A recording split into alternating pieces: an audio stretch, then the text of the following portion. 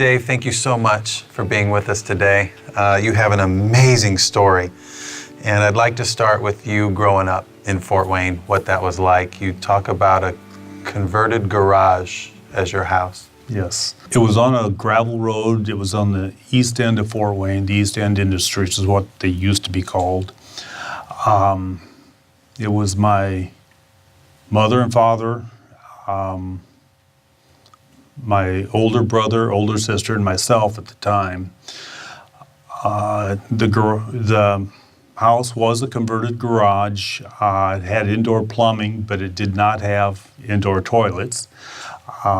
We used an outhouse the whole time that we were living at that place. I guess my family would be considered the typical dysfunctional family. My father was an alcoholic. His business was an auto mechanic. He, from what I understand and what I remember, he was a good auto mechanic, but he was a drunk. He would tend to be a little bit abusive at times, both verbally, mostly verbally, and physically. Hit once in a while. Oh, yes. My mother was a working mother, but she was also rather an absentee mother. Emotion was not something that was displayed, and I thought that was kind of the normal thing at the time. I didn't know any different, but looking back on it from my viewpoint now, I can understand why she was that way. She did it as a self-defense. I mean, that's all it was. She had been hurt often enough that she didn't want to be hurt anymore, so. Now, you didn't like school very much, right? I hated school. Not that I want to be blunt or anything, but no, I hated school. Why did you hate it? I never really knew how to relate to other people. When I went to school, I can remember I went to New Haven School, New Haven Public. I don't know if it's still called that or not, and I was always the poor kid in class. My clothes were not always the cleanest. They were definitely not up to style. I was tested early on in school because I was not doing very well. And I was told, they told my mother that I was a very intelligent individual, but I just can't retain what was taught to me. If you asked me immediately after when something was taught, I could say, yeah, that's what they said. But ask me a week later. Couldn't retain it. It just wasn't there anymore. So school became more of a hindrance than it did anything else. I was always looked at as being the dumb kid, and I guess that's the way I grew up, being the dumb kid. And you didn't like social interactions or anything like that at school? Not at all. I did not socialize at all. Kind of a loner? At that time, I don't know if they still do or not, but at that time we went outside for recess, and I can remember being by myself out at recess. I did not socialize very well with people at all. Now, did your mom and dad get divorced while you were in school? Yes, it was after the fifth grade. They got divorced. My mother and now it was us 4 kids, because I had a younger sister. We moved from the garage, the house that we were living in, and moved into another place. And it was an improvement. was a vast improvement. I was no longer sleeping in an attic. I actually was sleeping in the house. And things tended to get a little bit better at that point. Now, was it high school when you have your first girlfriend? Yes, that was in high school. Well, I had crushes, Right. but nothing major. There was a girl my first true girlfriend. It was when I was in high school, and it was there's no other way to put it than it was a completely inappropriate relationship. I really didn't know how to relate to other people. I didn't really know what was expected of me when it came to other people. So it wasn't a good thing at all. You were actually connecting on your challenging home life, I think, right? I think it was more of running away from my home life. I would tend to do most anything I could not to be there. Mm-hmm. So you graduate from high school and you got some choices, right? Get drafted, go to work. What did you end up doing? Well, at the time I graduated, it was one of those games of you did have your choice. You could go to college, which that wasn't going to work here. You could get a deferment, but that wasn't going to work either. So it was basically you got drafted. I mean, this was 68, and 68 was, more or less the height of the Vietnam conflict. And so I went to Uncle Sam. And did they make you a mechanic? I went to Alabama, southern Alabama, and was trained as an aircraft mechanic.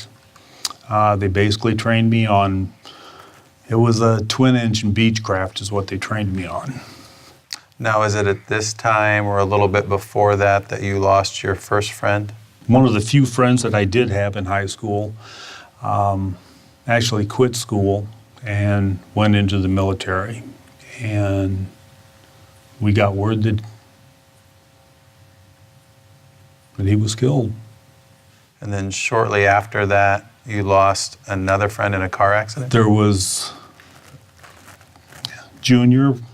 At that time, we spent a lot of time on Fridays and Saturdays traveling between Fort Wayne and Ohio. We could legally drink in Ohio because we were 18, so we went over there and drank their cheap beer. And Junior was traveling down 37 on his way back and missed the curve and wrapped his car around a tree. So you're trained as an aircraft mechanic in Alabama, and how long until you are flown to Vietnam? It was immediately after I got out of school. Wow. We were on orders for Vietnam immediately. I mean, there was no place else for us. You remember what you felt like when you landed there?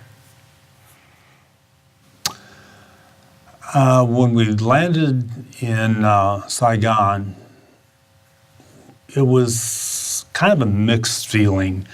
I was scared to death, but I was also kind of elated.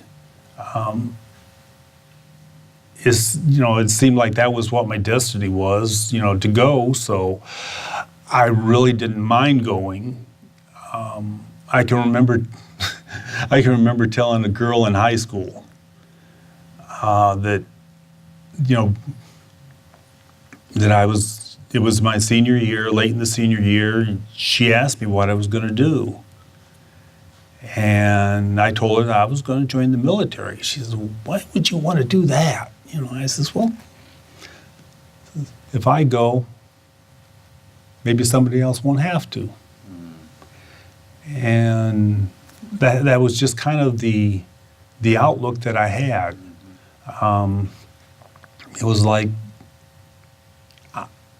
I didn't really have a life, and so therefore, if things ended for me, it didn't make any difference. So how do you go from being an aircraft mechanic to being a gunner? Well, I kind of ended up hooking up with a crew chief over there of one of the helicopters, and we actually met in what we called the club.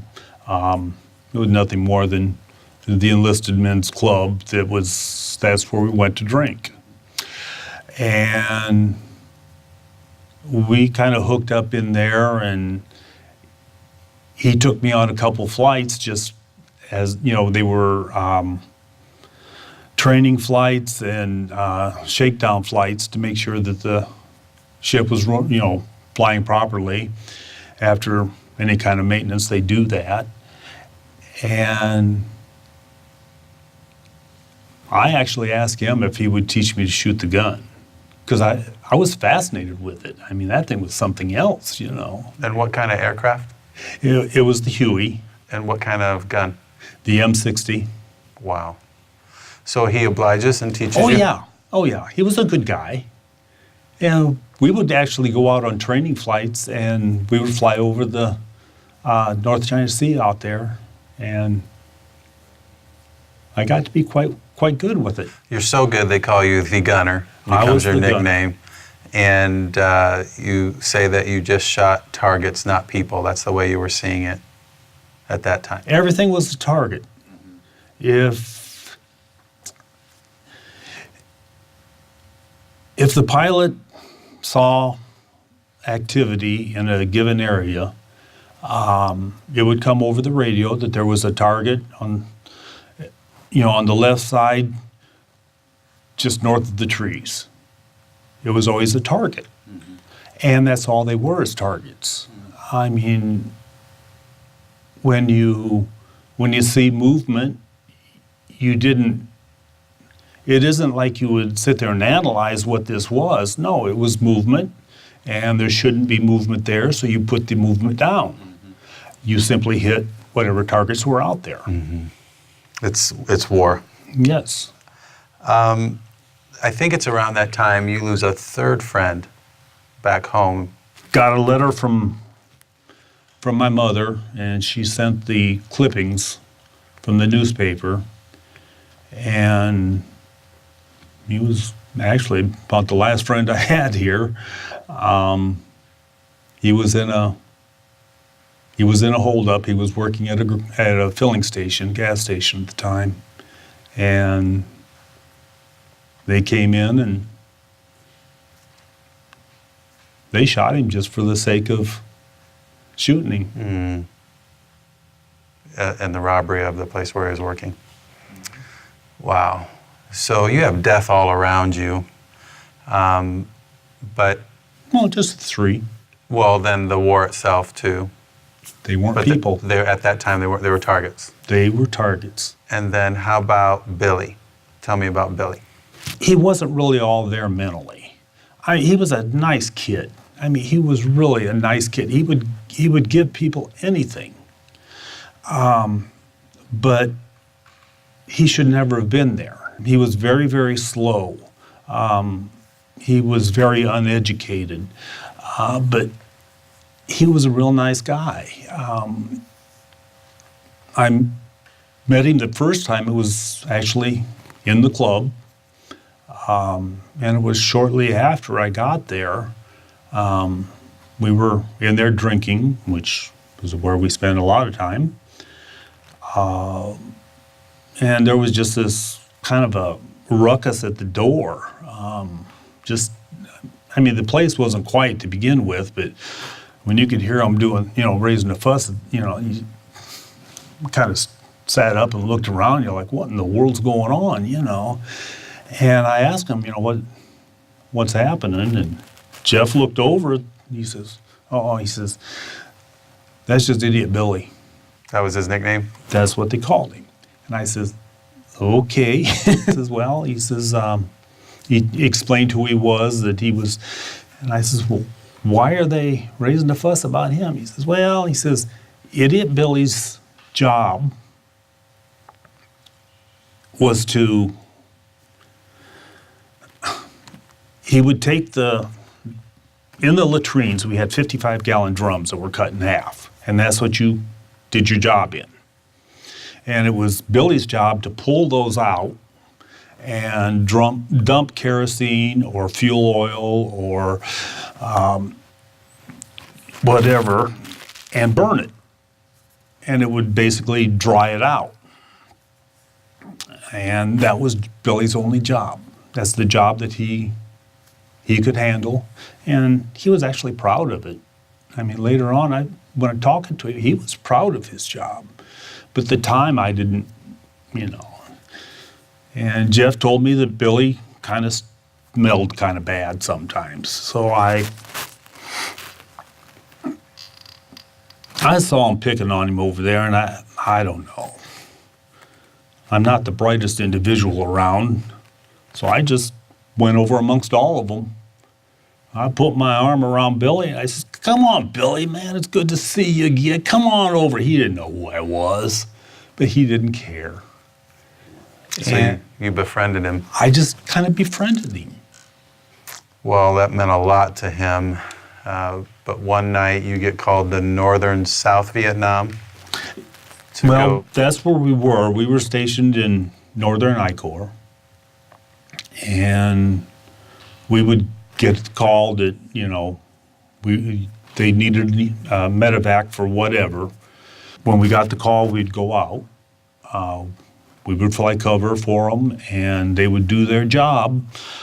We got the call that night. And it was kind of a typical night. It really wasn't any different than any other night. When we got back, we had heard that, there was a rocket attack, which was kind of the norm too. It wasn't anything unusual. They were always dropping mortars or rockets in, just if nothing else, for harassment. And when we got back, it was all over. We hit the club. We closed out the club. And the next mornings when I found out that Billy didn't make it,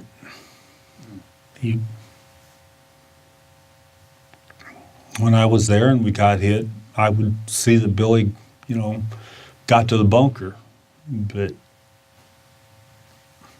I was a few miles away, unfortunately, and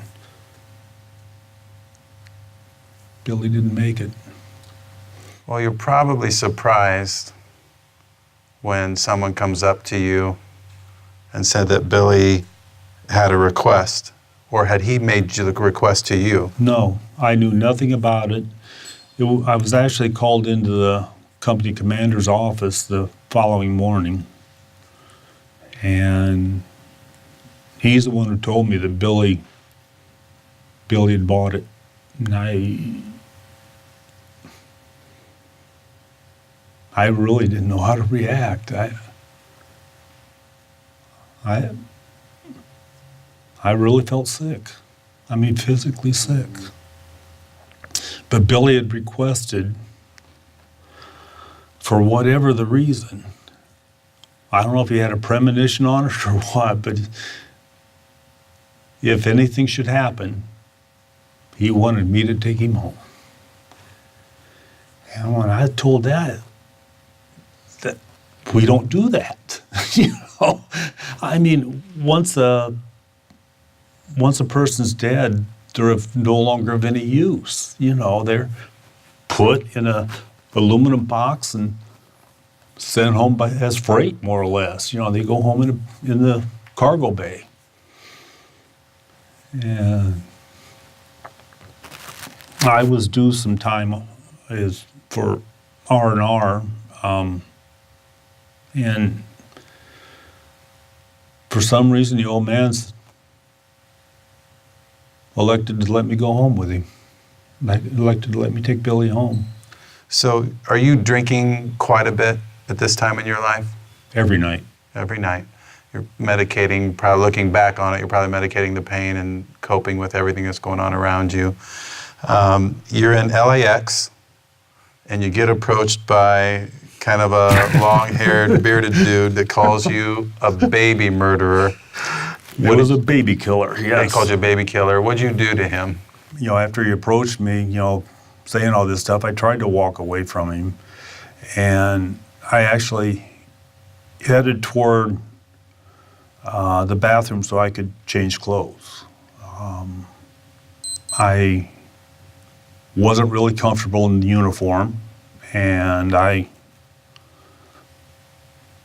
was going to change. He followed me in, and he continued, and actually about the only thing I remember after that was being put in handcuffs. They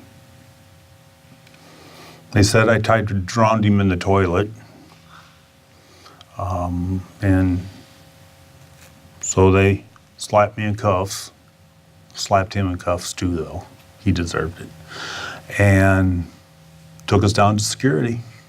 And then you tell him your story of how you're accompanying Billy. You're with the military. I showed him my orders and told him that, you know, I was on escort duty and Billy was being loaded aboard the aircraft. I can't stay, you know, I gotta, and they were really understanding about it, and in no uncertain terms, they told me to go directly to my gate and stop nowhere along the way. Of course, they were referring to the bars that I'd already hit a couple anyway. And so I did. I headed straight back, and I got aboard the aircraft, and I did have a couple drinks there. And then you go to Billy's funeral in Kentucky, and I think it makes an impression on you, the military funeral. It really did. It was the first military funeral that I had ever attended, and I was very,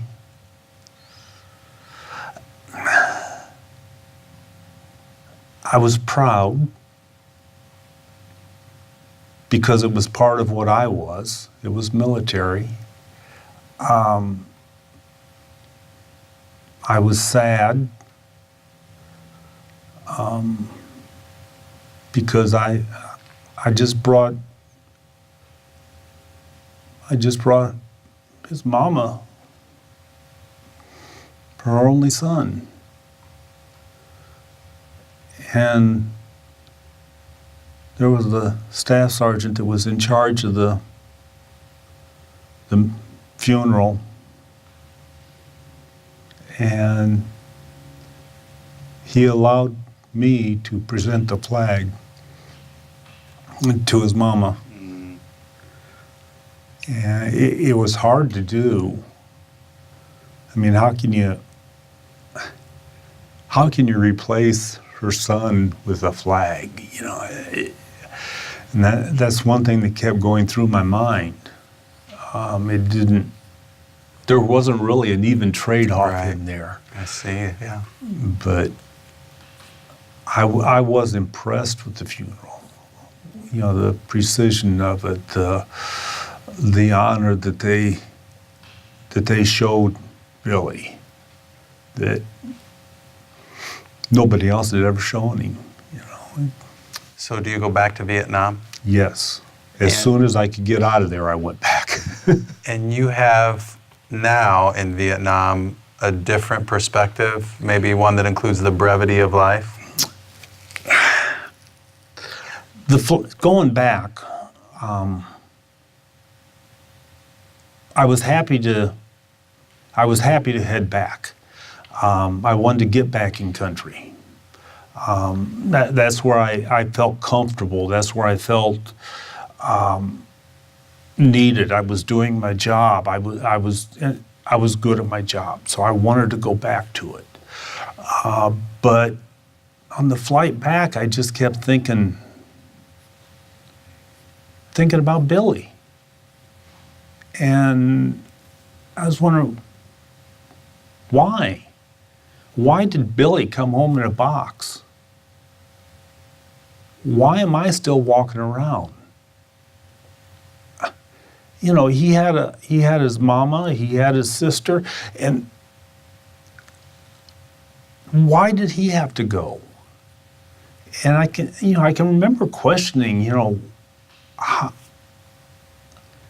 how does one, who chooses? Why am I still alive? And it made it much more difficult to do my job. How much longer are you in Vietnam? 5 more months, 4. Still the gunner? Oh yeah, I still did my job. I didn't have the enthusiasm I did. Every time Dust Off would go in and do an extraction, you would wonder, why? Why are they taking that body out? Why isn't that me?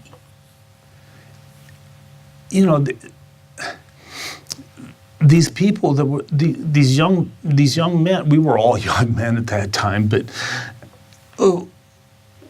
why was that one dead? He may have had a wife. He may have kids. I know he had parents. One of the first phrases we learn is, "That's not fair." That's not fair. But the Bible has a lot to say about what's fair. In the purpose of Proverbs, Solomon talks about equity. This idea of evenly applying risk and return in the conflict in our interpersonal relationships. That our motives would be blameless, that we would have intimacy with God and it would come through in our relationships through our conflict, and that we would have integrity. We would be complete in how we handle the balance of risk and return with our counterpart in conflict. Order your copy of Street Smarts from Proverbs and learn about equity and how to navigate through conflict to community.